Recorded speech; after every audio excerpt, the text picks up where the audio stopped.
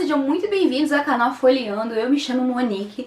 Aqui a gente fala sempre de livros de literatura, sobre filmes, também passeios culturais, mas basicamente literatura. Se você é novo aqui no canal, seja muito bem-vindo, se inscreva.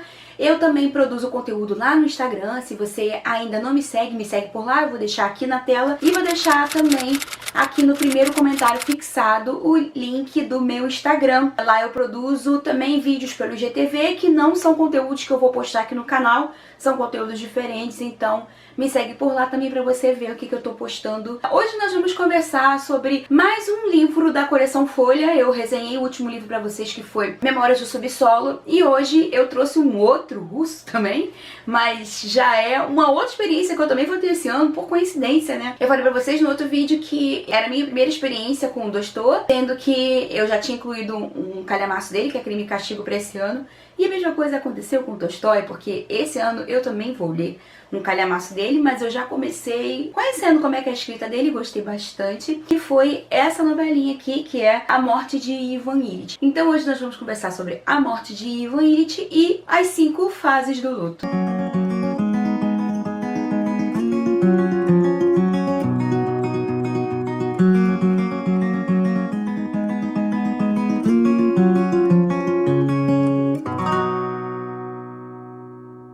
A Morte de Ivan Ilitch é um livro que foi publicado em 1886, que retrata em suas páginas o medo da morte e como a morte é enfrentada na nossa sociedade. Nesse contexto, o personagem Ivan reflete sobre a sua vida, o medo de morrer, e se questiona várias vezes por que ele está passando por determinada situação. O primeiro capítulo conta a história após a morte do Ivan Ilitch e mostra qual é a reação dos seus colegas de trabalho e da sua esposa. O desconforto é inevitável nessas primeiras páginas. Tolstói nos insere como desconhecidos dentro de um enterro. E eu creio que propositalmente ele utilizou esse recurso para o leitor sentisse o desconforto dos personagens que estavam inseridos dentro dessa situação. E para que a gente percebesse também a indiferença desses personagens. Talvez ele mostrar esse enterro no final, né, que seria a ordem cronológica correta da história, poderia criar aí no leitor uma afeição que talvez não fosse essa a intenção do autor. Eu não sei, eu tô só deduzindo isso. Eu acho que a intenção dele era realmente criar esse desconforto. Nós, como desconhecidos, não estranhamos o fato desses personagens serem diferentes, porque na verdade o personagem ainda era indiferente pra nós. Então a gente meio que compreende só no final que a gente se questiona um pouco sobre as atitudes deles lá no início, no dia que Ivan Ilitch morreu. No segundo capítulo, através da perspectiva de um narrador em terceira pessoa e onisciente, que tá muito mais próximo, na verdade, do Ivan do que dos outros personagens, e por conta disso a gente não pode se deixar levar muito pelas ideias e pelas coisas que o Ivan fala, afinal de contas são impressões dele. A gente conhece pouco da vida do Ivan, filho do meio, tido como uma pessoa mediana, sabe? Nem bom, nem mal, nem rico, nem pobre. Funcionário público, membro da Câmara de Justiça, dedicado ao trabalho, e sabia separar o profissional do pessoal. Agia de maneira que reproduzia os comportamentos e atitudes que as pessoas que o inspiravam sempre deveriam ou iriam agir. Então, baseado nessa regra de que ele deveria agir conforme a sociedade esperava que ele agisse, né, que ele tomasse determinadas atitudes, Ivan se casa, mas o desgaste do dia a dia bate à sua porta e, assim como muitos costumam fazer, ele transfere, como o livro diz, o centro de gravidade da sua vida para o trabalho. E a sua vida conjugal passa a se resumir a jantares domésticos e a sua vida profissional. Restavam apenas alguns raros períodos de paixão entre os esposos, mas não duravam muito. Eram ilhas nas quais atracavam de tempos em tempos para depois, novamente, se lançarem no mar de animosidade secreta que se exprimia no alinhamento um do outro. No mundo do trabalho se concentrava todo o interesse de sua vida, e tal interesse o absorvia a consciência do seu poder, a possibilidade de destruir qualquer pessoa que quisesse destruir, a importância mesmo exterior da sua entrada no tribunal e os encontros com os subordinados, seu sucesso com superiores subordinados e o principal, sua maestria na condução de casos de que participava. Tudo isso o alegrava e, junto com as conversas com os camaradas, preenchia a sua vida. Eu acho que algumas vezes vocês já ouviram essa máxima, que é claro, é um pré-julgamento. Quando a gente tem um chefe que é muito prepotente, muito ignorante ou arrogante, geralmente a gente sempre escuta um colega dizendo assim: pô, isso aí não manda em casa não e quer mandar aqui. E é claro, é um julgamento que não necessariamente é uma realidade, mas que Tolstói constrói toda a sua narrativa em cima dessa prerrogativa. Nem sempre isso pode ser, é claro,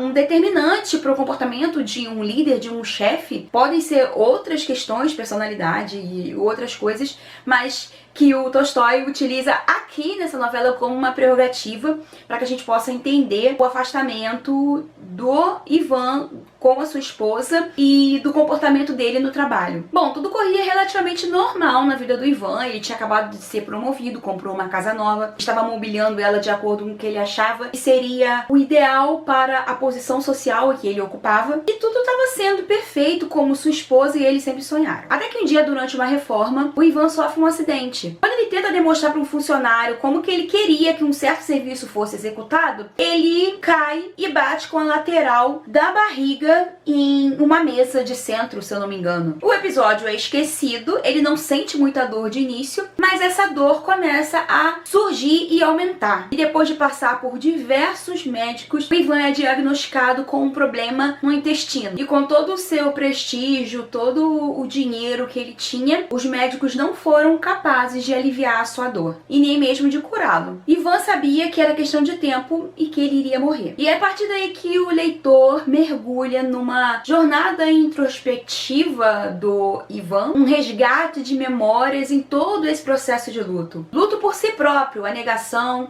a raiva, a barganha, a depressão e, por fim, a aceitação. Negação: os principais interesses de Ivan Ilitch eram as doenças e a saúde das pessoas. Quando falavam na sua frente de doentes que tinham morrido ou sarado, especialmente de moléstias parecidas com a sua, procurava esconder a emoção e apurava o ouvido, interrogava e fazia associações com o seu mal. Uma pessoa X conseguiu se curar, a pessoa Y também, eu também vou conseguir, negando de que poderia acontecer algo com ele que no final daria tudo certo. Barganha: como você vivia antes? De um jeito bom e agradável? Perguntou a voz na mente dele, tá? E começou a rever na imaginação os melhores momentos de sua vida agradável. Porém, coisa estranha, todos esses melhores momentos da vida agradável agora não tinham nada da aparência que tinham antes, todos menos as primeiras lembranças da infância. Lá na infância houveram algo realmente agradável, valeria a pena viver se regressasse, mas a pessoa que desfrutara desse agrado não mais existia, era como se fosse uma lembrança de outro. E aqui a gente percebe como que ele tenta resgatar a memória, sei lá, talvez se arrependendo ou imaginando que se ele se curar, ele vai tentar fazer tudo de novo e resgatar esse eu, que era o eu da infância. Depressão: passaram-se mais de 2 semanas